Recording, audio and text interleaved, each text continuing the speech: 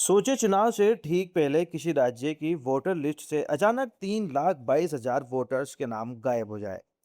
राजस्थान में पंचायत और निकाय चुनाव की रणभेरी बजने वाली है। इसी बीच राज्य निर्वाचन आयोग ने 195 नगर निकायों की फाइनल वोटर लिस्ट जारी कर दी है।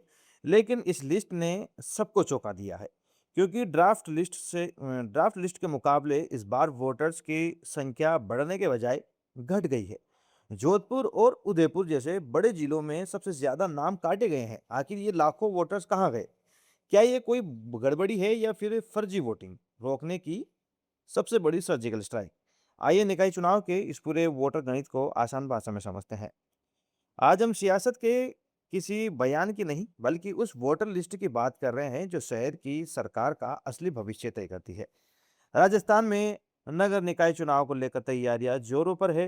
राज्य निर्वाचन आयुक्त राजेश्वर सिंह ने बुधवार को प्रदेश की कुल 309 स्थानीय निकायों में से प्रथम चरण के लिए 195 निकायों की फाइनल मतदाता सूची सार्वजनिक कर दी है। इन 195 निकायों के लिए 39 जिलों में कुल 6,485 वार्ड और 12,198 मतदान केंद्र बनाए गए हैं। बाकी बची 113 निकायों के लिए मतदाता सूची तैयार करने का काम अलग से चल रहा है। लेकिन सबसे ज्यादा चर्चा इस बात की है कि अंतिम सूची में मतदाताओं का आंकड़ा नेगेटिव में क्यों चल रहा है, यानी कि माइनस में क्यों चल रहा है।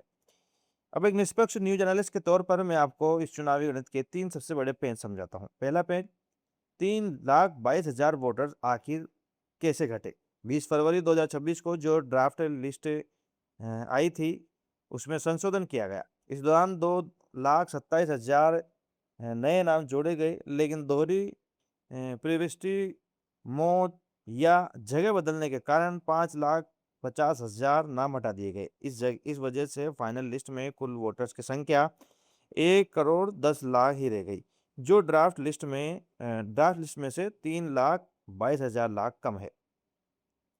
दूसरा पेज, पुरुषों, महिलाओं और थर्ड जेंडर की ताकत। इस फाइनल लिस्ट के मुताबिक 1,10,00,000 मतदाताओं में से करीब 56,57,000 पुरुष और 53,39,000 महिलाएं।